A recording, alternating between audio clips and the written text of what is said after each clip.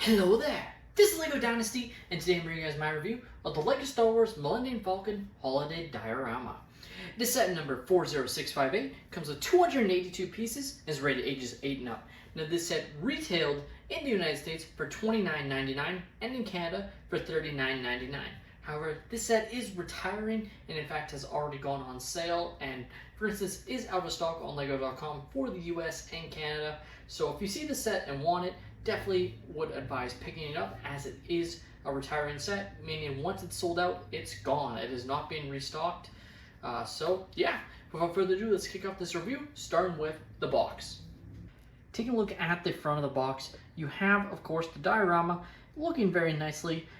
What's kind of interesting is they have the diorama sitting inside of the Millennium Falcon. As you can see with the background, you have the Millennium Falcon floor, you have some of the scenery from the Falcon, specifically I believe the cockpit. So just a little bit fun there that they've put it inside of the ship that it's based off of. They did the same thing with the 10-4 hallway set. So just something interesting that they don't always do. Sometimes it's just on, Tatooine or, whatever Star Wars planet they're basing the set out of, rather than inside the ship that it's supposed to be based off of. So a little bit fun there. Of course, you have some very, very cool characters. You have, of course, Rey in her holiday outfit along with Finn, a pretty standard Chewbacca, a Porg, and of course BB-8 included in the set. Flipping the set around, you can see some of the other play features, if you want to call them that. Realistically, this is a more kid-oriented display set. There's not many play functionalities at all. It's just a fun set for those that are fans of either the original, or not the original, but the sequel trilogy, or just wanted to collect more of these holiday outfits, as of course we've seen these, holiday sweaters in a lot of the LEGO Star Wars advent calendars, but not specifically for some of these characters. So that's nice, I guess. Quickly taking a look at the manual, you have the rendered image on the front rather than the box art. Always gonna say it doesn't look as good as it used to, doesn't take away anything from the building experience. Another interesting thing you might notice is, compared to other manuals, it doesn't have the barcode, which means, as far as I can tell, you can't register the set for your free VIP points. It's only 20 Canadian VIP points, I think only 15 US VIP points per manual stand. But still interesting that this one doesn't have it. I don't know if that's just limited to me, or if this is just standard on all of the LEGO Star Wars Holiday Diorama manuals, but definitely something interesting there. Now, in the back of the manual, it does have advertising of the other Star Wars sets that released alongside it. So you have sets from Ahsoka show, the Republic gunship, the Yavin Rebel base, the Yoda Starfighter, 332nd Clone Troopers, and the Spire Droid. So definitely a nice series of advertising there. Only bring it up because it's very hit or miss what sets get advertising in the back of the manuals anymore, which is something I've just found very interesting. You figure they would just put it in all of their manuals, but they haven't been doing that. And just quickly showing off the extra pieces included in the set, and as you can see, you're left with quite a few of them. You have, of course, a couple extra lightsaber hilts, some great studs, the colored studs, red, neon yellow, green, and blue, along with some other, solid colored ones. So definitely some nice extra pieces there that, again, all free. Just take a look at our first minifigure including the set. We have Rey in her holiday sweater outfit. So very overall nice figure, no arm or leg printing, which is kind of annoying. I would have liked extra detail, even if it was just, a gun holster on her outfit or just some sort of printing there. I just think would have been nice. But the holiday sweater has the Millennium Falcon, which looks absolutely fantastic in my opinion. Flipping around, you can see the other side of the holiday sweater, which again looks pretty good.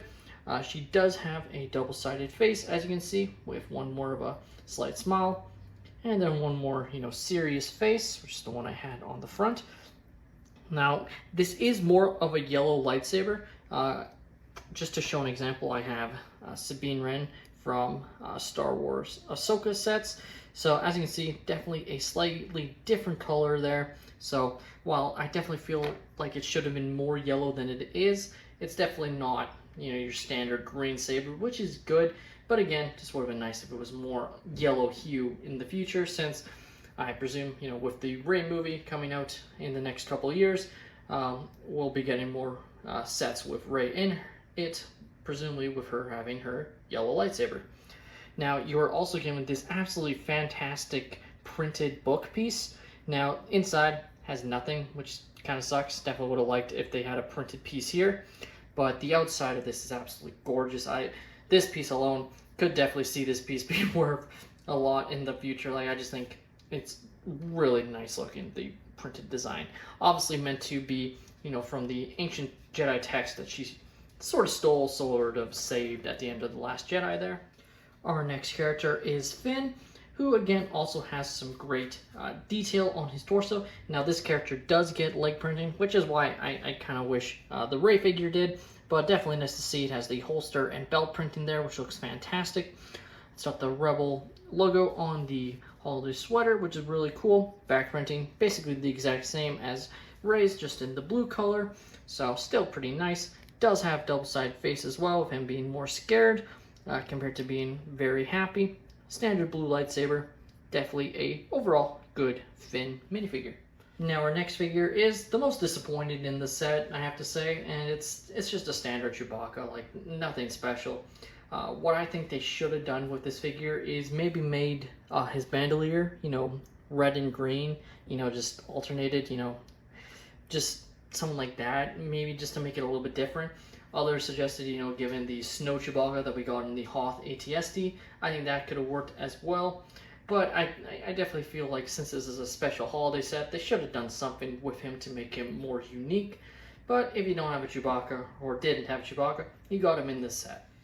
Next we have BB-8, who again also would have liked to see some special printing. This is just your standard BB-8 figure, which is fine. Like, but you know, with this being a holiday set, you know, you're getting the unique prints for Rey and Finn for their torsos. Would have liked to see them do something, you know, just like I said, maybe having some different like prints to represent like Christmas lights on him or something, you know, just something to make it more interesting. I think would have been nice to see.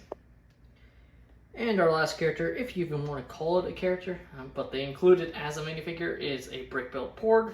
Definitely nice, don't get me wrong. Nice to see these guys again, but yeah, it's just a Porg.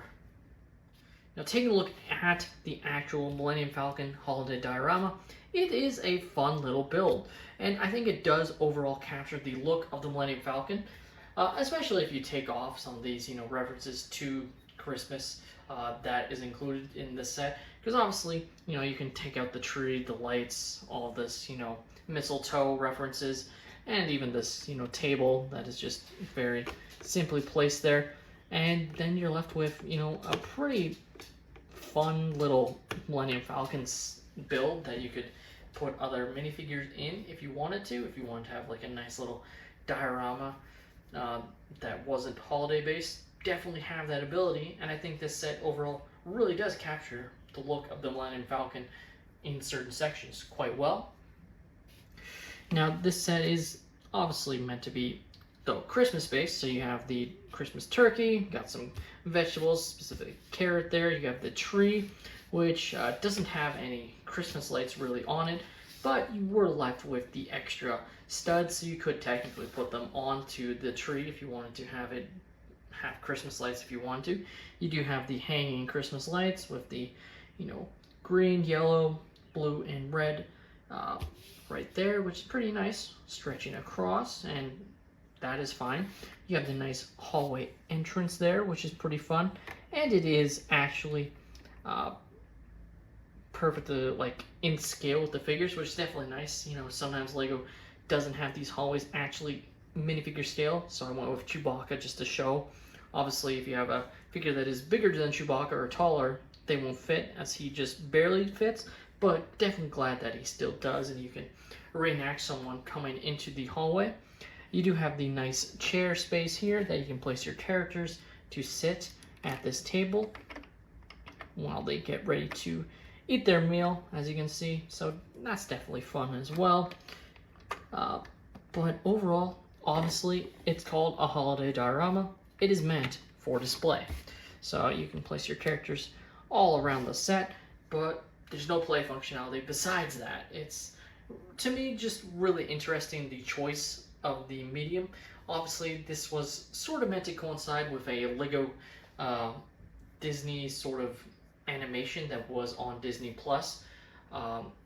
Sort of like Terrifying Tales. I believe it was some sort of Lego Star Wars holiday special, which was fun. I believe I watched it, but I don't remember it whatsoever. I might have watched it while I was building Lego on the side and wasn't really paying attention to it. So perhaps if this set was more original trilogy or prequel trilogy based, it might have sold a little bit better. Obviously, a lot of people aren't super big fans of the sequel trilogy, and that's fine if that's the case. But obviously, Disney, having made the sequel trilogy, wants people to not forget about it fully, even though they're definitely not doing brand new things for the sequel trilogy every day, other than the upcoming Rey movie. So there's that.